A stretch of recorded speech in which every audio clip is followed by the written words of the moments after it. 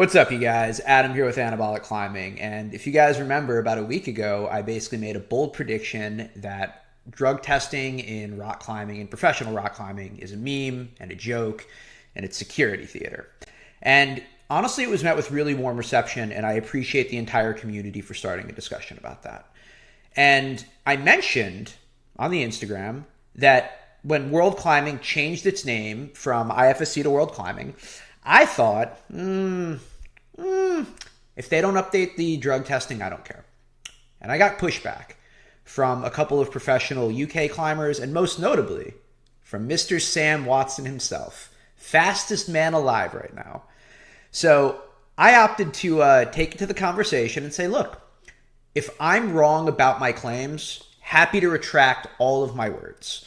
I will absolutely say, hey, I was wrong about the IFSC drug testing. It's better than I thought. And I had a conversation with Sam, had a conversation with Kyra Condie, had a couple conversations with a few different climbers at the highest levels of the sport.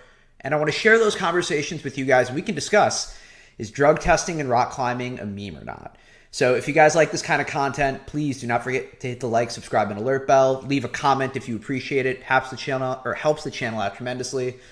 So let's talk about it. Let's talk about, in specifics, what's going on with drug testing, and your boy's going to bring receipts. Spoiler alert, they're going to be solid. What is a biological passport? What is an athletic biological passport? The idea is you're going to take blood samples from athletes more than once a year, and you could basically begin to take a look at their biomarkers and figure out where are the aberrations.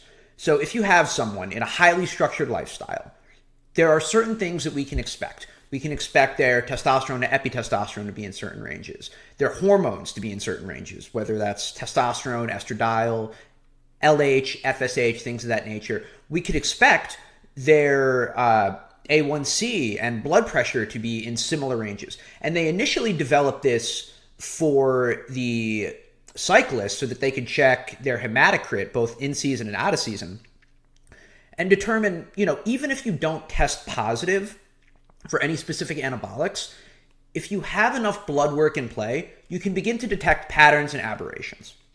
So you might be thinking to yourself, but Adam, how are you going to even be able to demonstrate what we're talking about? So let me give you guys a little bit of insight about me personally. I've been climbing for about 7 years now.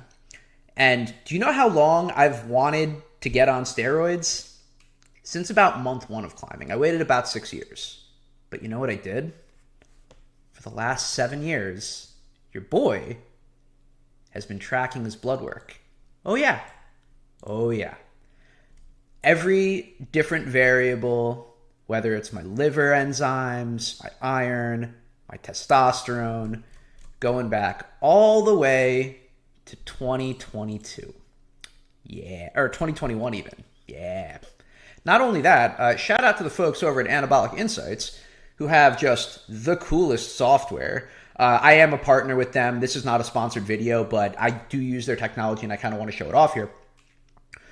This is where I currently track my ApoB for my blood pressure, my ALT, my AST, and basically I was able to take this spreadsheet where you can go through and check where all of my biomarkers are, then through that in here to be able to get a really nice chart. And if I were the World Anti-Doping Agency in the IFSC, or honestly even a climber, I would benefit from this knowledge tremendously. Because just so that you guys are aware, all of these labs are when I was still natty. True. And the reason this benefits the athletes is A, they can stay on top of their blood work. It's really helpful, especially as a high-level competitor, to be aware of your blood pressure, to be aware of your A1C, to be aware of if you have any vitamin deficiencies, especially since we know that WADA doesn't really like you taking supplements. And you can basically help yourself become a better athlete. And what's crazy is you have these athletes that are in the testing pool that may not even be getting access to this information, which in my mind is criminal for a couple of reasons. One, if you're drawing blood, you should absolutely be getting access to those results. But number two, and here's sort of the sinister part, when you're a professional athlete, you're basically guilty until proven innocent. It's kind of assumed like, hey, I can get your access and your whereabouts anytime, day or night. because I have to prove that you're innocent, or you have to prove that you're innocent and that you're not cheating. And to get this invasive with the urine tests, and we're going to get into that later, you can't track most of these markers through urine. This can only be done through blood. You'll never check my hematocrit through my piss. You're never going to know what my red to white count is through my pee. You could track my blood glucose with a urine test, but you can't track my A1C. You can't track what my normal insulin resistance happens to be. You can check if there are any metabolites for testosterone, but as far as really being able to get into the nitty gritty, you might be able to find my testosterone to epitestosterone ratio. But what if my testosterone to epitestosterone ratio is intact, but I'm super physiological when it comes to my test? Can't check that through urine tests. So obviously I have my own biological passport that I could share with you guys. My C-reactive protein is always high because your boy trains really hard. But in a lot of ways, we could see that things got better. Testosterone was really incredible when I was just smoking weed and eating chicken nuggets during COVID. Good times. But steadily increased after bottoming out for a little bit, and you could see when I made the decision to get on TRT. We can take a look at my A1C going from borderline pre-diabetic to gradually getting lower and now being at the 5.1, which is awesome. Reversing that in the right direction. We could see my LDL going from good to bad to really bad to correcting it to being really nicely in range. And the short answer is, if you're an athlete and you're tracking stuff like this, it's really important, especially if you're enhanced like this guy. But really for any athlete in general, I highly encourage blood work. But here's the rub. I don't know if you guys remember, I made the claim that, a lot of these folks aren't getting blood tested very often. How do I know? Well, because they told me.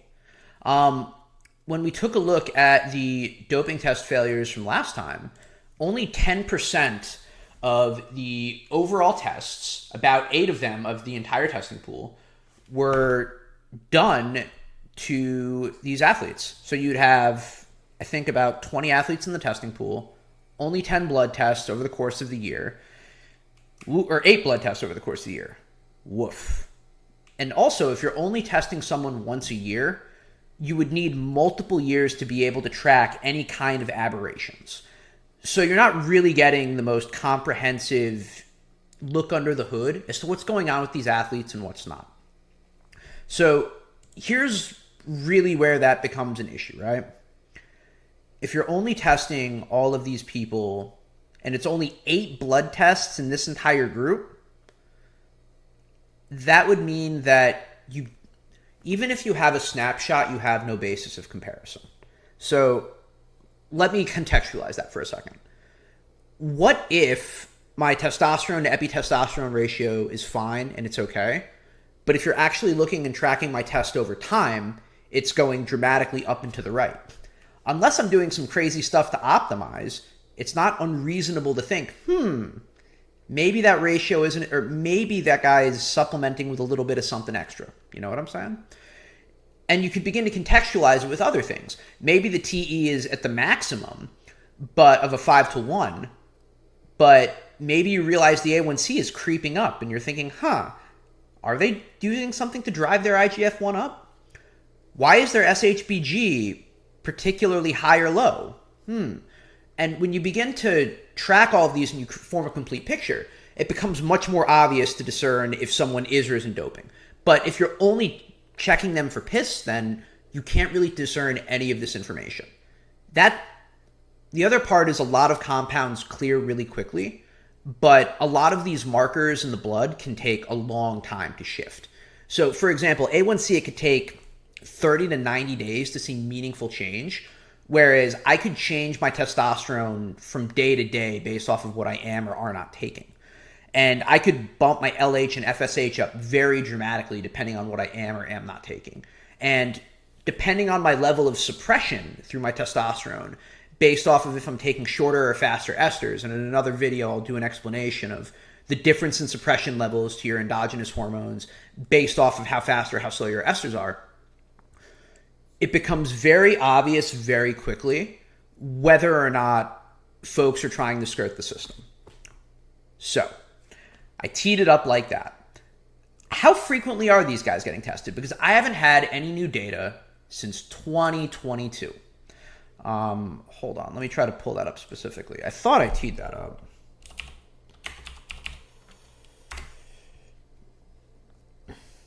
Yeah, this is the one. Okay. 75 samples, 8 blood. That would mean the entire testing field of the 17 competitors, only half were tested. But who's going to be tested the most, right? Do you think it's the folks getting 5th, 6th, or 7th? It's possible to get hit with a random test. Or do you think it's the folks that are at the top of the heap? Folks like our boy Sam Watson. So when I was discussing stuff with Sam, I literally said, unless they change the guidelines to the drug testing, I do not care. To which our boy Sam said, I'm going to be real with you, dog. I get drug tested almost every comp. I have zero clue what you're on about. And obviously what I said, if you're blood tested frequently, I'm happy to walk back my statements, but I think piss tests are invasive IQ tests. And by the way, Luis also tended to agree when I said, all I'm saying is that urine tests aren't effective. I'm on a ton of banned substances right now that a piss test wouldn't cover half of them. A blood test would. If you're going to get tested, make sure the tests aren't useless. I'm all for fair competition in testing. And that's really at the heart of this message, right? I'm all for fair competition in testing. So our boy Sam has competed 1, 2, 3, 4, 5, 6, 7, 8, 9, 10, 11, 12, 13 times. And by the way, it might have actually been more. He's just medaled 13 times since 2022. I want you guys to pause this video for a split second and ask yourself, how many times do you think Sam has been blood tested? My boy has medaled 13 times, come away with 6 gold medals. How many times in that 3 years do you think he was drug tested? When I made my bold prediction, I said 3 times, no more than 6. And you know what? By the way, put your answer in the comments. When I reached out to our boy Sam, only 3. Only 3 times he's been tested. Once in competition and 2 out of competition. And he believes all of those were by the USADA the U.S. Anti-Doping Agency. I said that it was probably due to budget restraints. He agreed, but he said he would love it if this was if they shifted away from urine to a biological passport. And I agree. He's 100% correct. Not just so that he could have more comprehensive health information for himself, but also for the field to be able to prove and have a higher standard and make sure that folks aren't cheating. Looking at you, King of Pull-Up. So, literally a guy that has won 13 medals and 6 golds, who's been piss tested probably, we might even say 13 to 15 times, and that's reasonable. But if most of those tests don't screen for much, and he's only had really 3 effective tests, and the other half of the field might have had no testing at all, what does that say about the quality of testing for our sport? Sure isn't good. And, if you were here for the live stream, you might have heard some of what's going to come next. But I want to really hammer in what the reality of urine tests are for competitors. And don't listen to me. I've never had someone watch me pee, really. The only time... Actually, forget it. There's never been a time where someone watched me pee, at least not in current recollection. But you know who has? Kyra Condie and Allison Vest. And while there are other folks that don't mind being urine tested, I want to react a little bit to their episode 8 of the Circle Up podcast. Please check that out and support the official release. And let's talk to them and listen what they have to say about drug testing, and I'm going to react to it. Having more sanctioned organizations that are a part of the Olympic and Paralympic committees in their respective countries. Yeah, so I remember the first time I actually got drug tested was at a youth Pan Ams, and I really, really did not want to have to pee in front of somebody. And for those who do not know, when you get drug tested as an athlete, it's not like you go into a bathroom alone and pee in a cup. You have somebody follow you into the bathroom and watch you pee into a cup. They have to watch it leave your body, and you sometimes have to even pull your shirt up, show that you have no extra bladder, external bladder with somebody else's pee in it, to cheat the drug test. So they make you show all of that. And then they have to watch it leave your body. And then you go through this whole process where nobody else is allowed to touch it. There's an A cup and a B cup, and you pour it into these different cups, and it's this whole kind of complicated process. And By the way, if you guys want me to do like an Icarus style review where we go through exactly what the blood tests look like and the urine tests look like and your A sample and your B sample, so they test the A sample to make sure that you're clean, and if later on down the line they ultimately discover new ways of processing metabolites, they'll go back to the vault and check the B sample to clarify and see if things match up. That's ultimately what they're talking about right here. And by the way, this style of testing has definitely caught folks before. I don't know if this was for Sochi or if it was somewhere else, where in Sochi, I know they actually broke into the WADA lab, which was crazy, and swapped out the samples. In other cases, they developed new detection software because they were basically using new esters for certain compounds that weren't detectable. WADA just didn't know to test for those esters. And then as soon as they developed the metabolites for them, they went back and tested the B samples. And I think like 30 or 40 different folks popped. It was pretty brutal. But I say all of that nerd information to say that you have underage folks having to hike up their shirt, pull down their pants, in front of their guardian and a WADA person, have to pee, and that is extremely uncomfortable. And yeah, that sucks post-competition. And don't take my word for it. Listen to Allison and Kyra. you, like, when she says they have to watch it leave your body, like, sometimes they'll like, especially for girls, because you're sitting, they'll they'll lean down towards the like toilet bowl so they can like really see it exit your body and go into the cup. Like, some of them are. Does that seem like a thing that you're stoked on? And by the way, these are the heroes of our sport, right? This isn't a criminal. This isn't a person of malcontent. These are the people winning our competitions, and in some cases, minors who are winning their competitions. And this is how we, as a community, are opting to treat them. Again, this urine test won't catch much, and even more importantly, super invasive. Double whammy. You're putting these athletes through this stress for theater.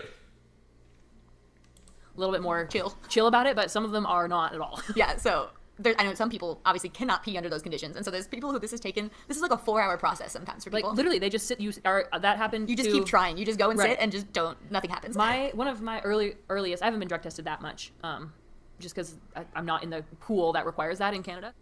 Proving my point yet again. But one of my first times getting tested, though, was when they came to an event which was happening in Canada and tested a few of us. But one of the girls that was getting tested was pretty young, like had just aged into youth. So she had to. And That could mean like 15, 16, just so that we're clear right now. was allowed to have her mom with her to test, but just could not pee in front of the lady. Couldn't do it with the pressure, couldn't handle it. They had her like chugging bottles of water and just sitting in the corner and waiting. But it was like they will not let you leave without peeing in this cup because that counts as a failed drug test, and then you get a sanction ban. Yeah, you will get sanctioned and not be allowed to compete for potentially years. I remember we were talking before they, told us who was going to get drug tested, and we were saying that you have, they're going to have to watch you pee, and she the color left her face, and she was like, "What?" But they're not like in the stall with you, and we were like, "No, like they're in there, and their head is like under, like between your legs." And if you're underage, you have both your guardian and them in there watching. Right, everybody's in your stall with you. Yeah. And she was like, "No, I can't do that. Like, I'm not going to do it. I don't want to." And we were like, "Well, have fun not competing for the next 4 years." Like. And I know everyone's laughing right now on the podcast because Allison and Kyra have both gone through that. They're commiserating. They're trying to make light of an experience that was objectively really difficult for them and for this other person. But put yourself in this position of that 15-year-old kid, male or female, and not wanting to go through this experience, and you have to. Otherwise, you're going to get banned from the sport. Whether you're a parent, whether you're a kid, these aren't criminals, by the way. These are athletes. These are the heroes of our sport. This is the treatment that we are opting to subject to them for security theater, not even to prove anything. And, it bums me out tremendously. Like, I want to take a victory lap because I know I'm right on this, but, it's heartbreaking that we treat our heroes this way. Whatever it's do it or or get out, So it's intense. Yeah, the first time I was doing it, like I was saying, was in Chile. Also, no, yeah, I think or Mexico. The story is hilarious. Buckle in. I was in Mexico for Youth Pan Ams, and I thought they were only drug testing the first place people, and I had this competition, and it was very unfortunate. I mean, I did well, but I got all second places, and first place at Pan Americans used to get you a buy to literally everything, so it's like that golden ticket, and I got second place in everything, so it was very disappointing. And I remember talking to my mom and being like, well, the only good thing is that I don't have to pee in front of somebody. And literally moments after that, somebody came and tapped on my shoulder and was like, oh, you got randomly chosen to be drug tested, and I think I cried. I was so sad. I did not want to do it. I'm a really like modest person, so I was horrified. Instead of having a chance to be with your team, be with your family, be with your friends, process the loss, sort of buck up and prep for the next one, instead, color leaves your face, incredibly bummed, and what already took a rough day and made it worse. That's how he treated them. Is this girl that you're talking about? And I was so bummed. And then I think I was also on my period, and so I'm like 16, panicking. This woman she doesn't speak any English. I speak some Spanish, but I had no idea how to tell her that I was on my period. And so I remember, because it doesn't matter. No, if anybody's curious, it doesn't matter. Which I learned at this time actually. Yeah. So I ended up saying there's blood in Spanish. So I said hay sangre, and the lady was like, oh, it's okay. And I was like, okay.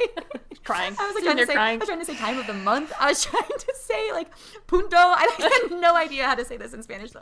Hope we don't get demonetized for that one, but respect, Kyra, respect for sharing this story. This is objectively hilarious. Please check out the Circle Up podcast. Anyway, that was my first experience being drug tested, and it's scary. I mean, you hear horror stories of athletes getting drug tested and having taken like multivitamins or something that they didn't know exactly what was in or that weren't approved by it's NSF. NSF certified for sport. Certified, which means that every ingredient in a product has been tested and there are no banned substances, and it's confirmed through the NSF organization. It's even more than that too. It's actually that the factory itself is also clean of any banned substances. There's not any contamination. Yeah, because what happens a lot of times is in those multivitamins, maybe you look at the ingredients and you know nothing in it is actually banned, but they're manufactured in the same factory that makes they're shared with shares like these same substances, and any amount of it could potentially set off a test. And so there's tons.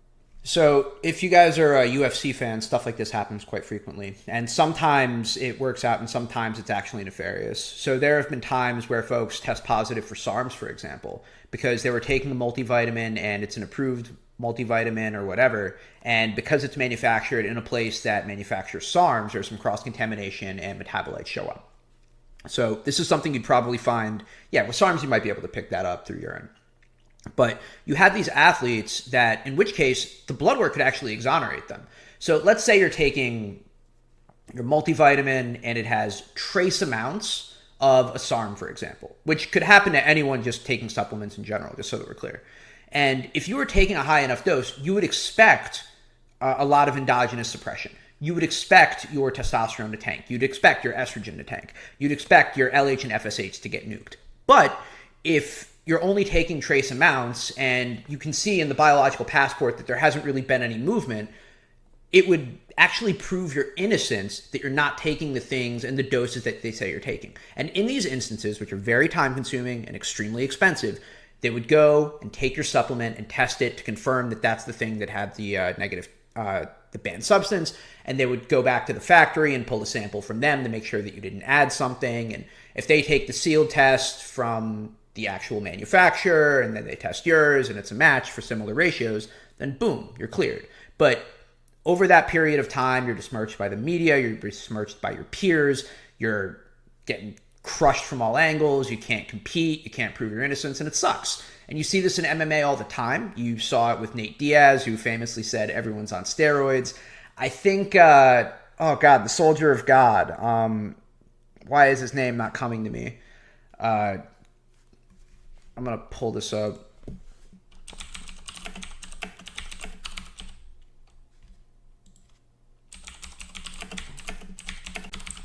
Yoel Romero, that's it. Yoel Romero. Jesus Christ, this guy was a tank. Yeah, if you look at Yoel Romero, the fact that he's not on steroids is baffling. This dude is a absolute unit of a man. That guy's older than me, by the way. He's 48 and still looks like an absolute human demigod.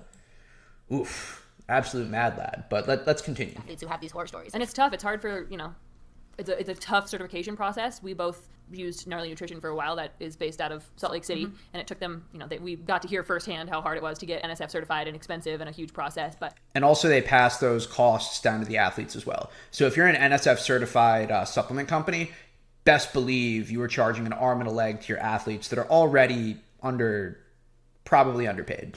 It is sort of the only way to be sure that whatever you're consuming is safe from banned substances, because there's a ton of stories out there of athletes taking whatever their multivitamin is that says there's nothing in it, but then it comes up with a failed drug test and they don't really care what the reason is, or if it was a mistake, or if it was on purpose. Like, you fail a drug test and you're done. Yeah, it's actually so intense that the US OPC, which is the United States Olympic and Paralympic Committee, specifically does not recommend that you take supplements. And they say if you have to, like, say you must take supplements, which a lot of athletes still do, to make sure that it's NSF certified.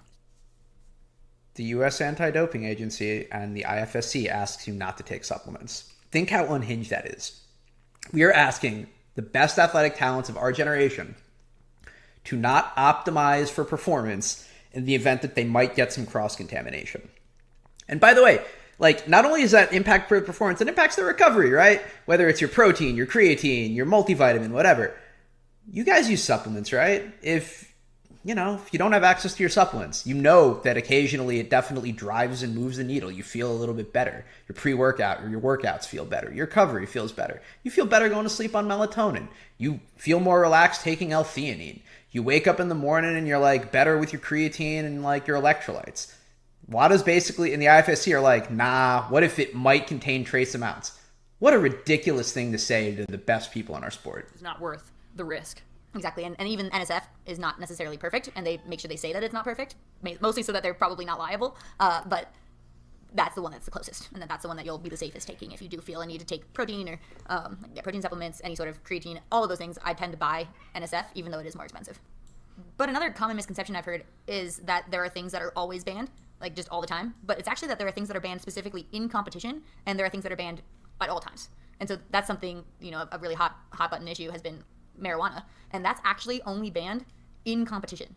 So I'm going to slightly walk that back. I know I said that marijuana was a banned substance, and she's right. It is banned in competition.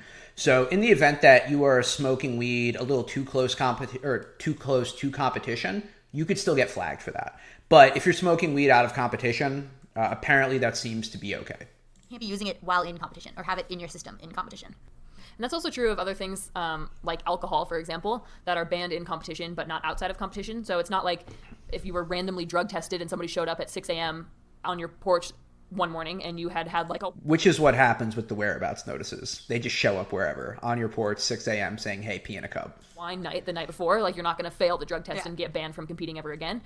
There are specific things that are only banned while you're competing, but it is important for athletes to also pay attention to how long things stay in your system, because some things stay in your system for longer than others. Exactly, and marijuana is a great example of that. There have been people who do it outside of competition, and then it shows up within the competition, and that counts as a failed drug test, because even though it was outside of the competition and not for the competition that you did it, it was still in your system, and you are responsible for that. And that's something that they really harp into you, is that anything that goes into or onto your body is your responsibility, and knowing what those are, and if it's something that can fail a drug test, like, you need to know that.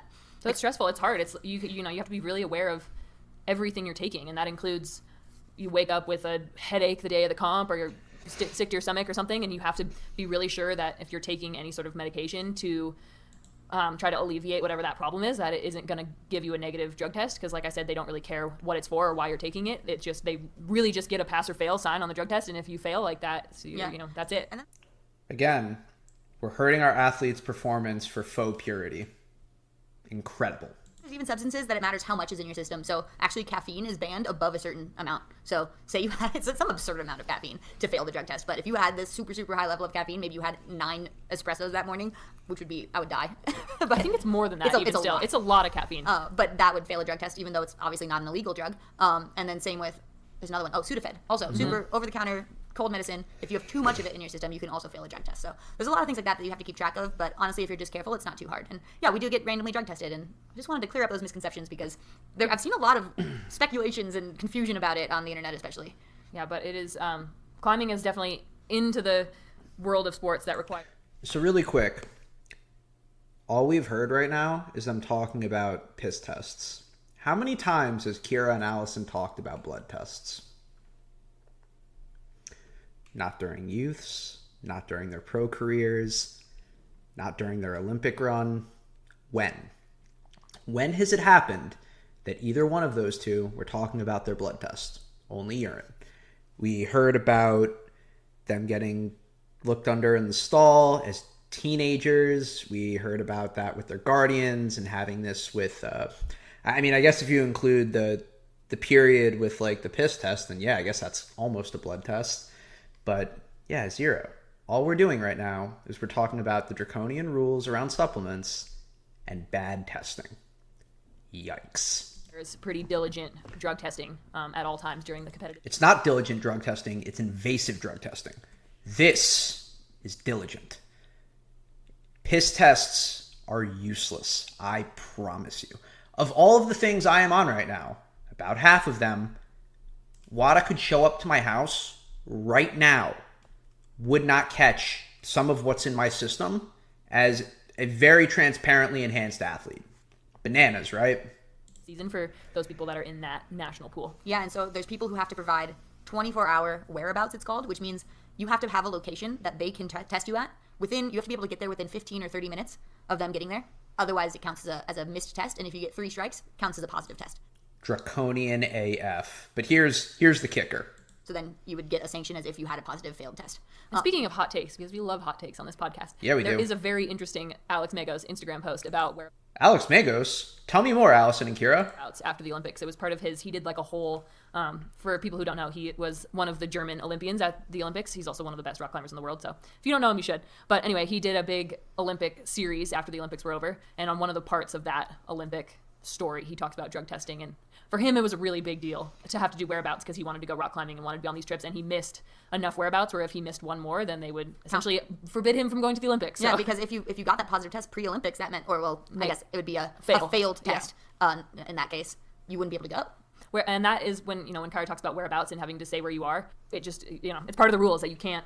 Yeah, so if you're going to be an Olympic athlete, you have to sign up to give your whereabouts. So just so that we're clear, right? I'm all about fair competition.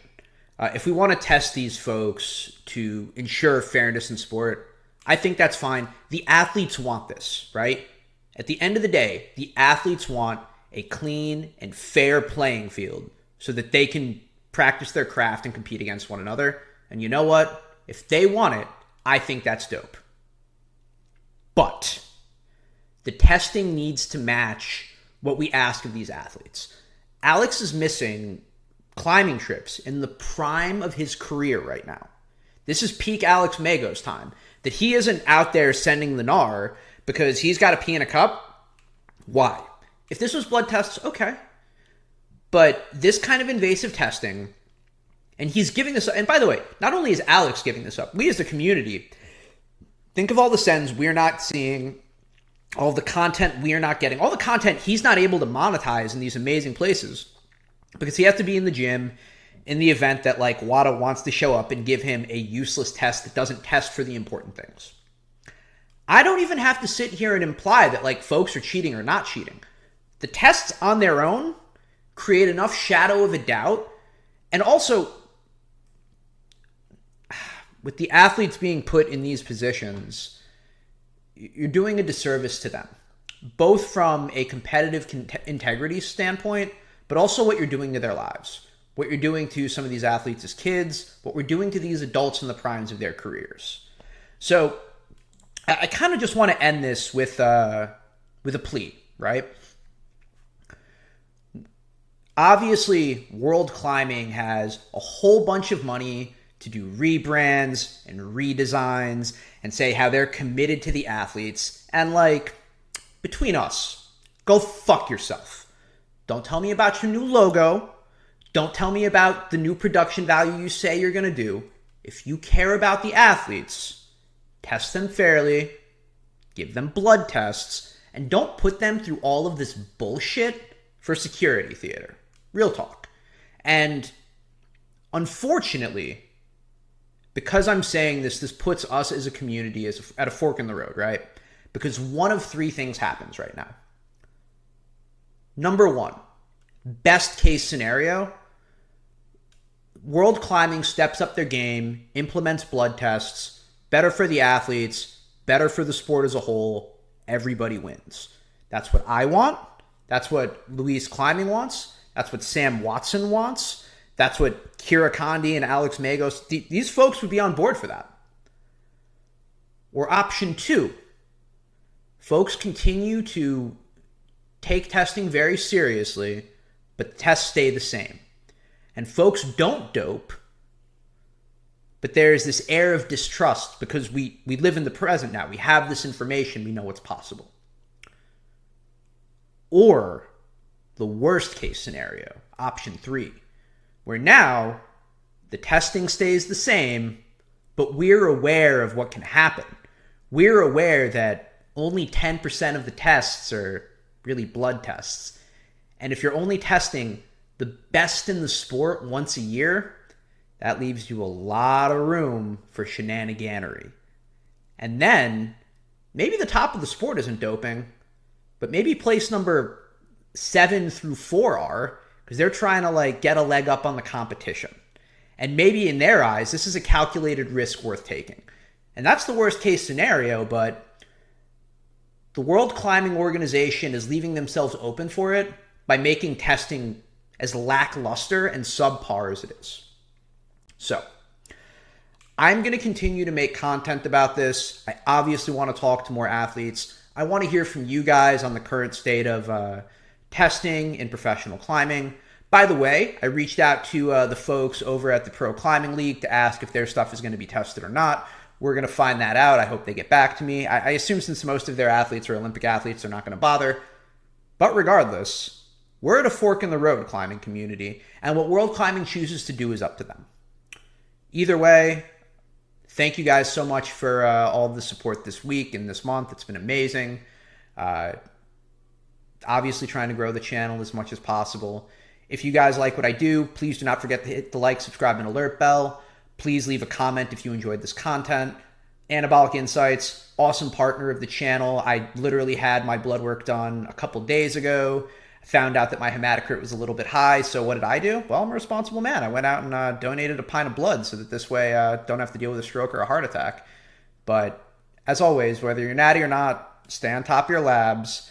And yeah, I would love to see this kind of access to good blood work for the athletes, both for competitiveness and also just for health. I think they absolutely deserve it. And yeah, with that, appreciate you guys. Adam here with Anabolic Climbing, wishing you guys good luck, happy sending, and yeah, go crush those drug tests. Cheers, guys.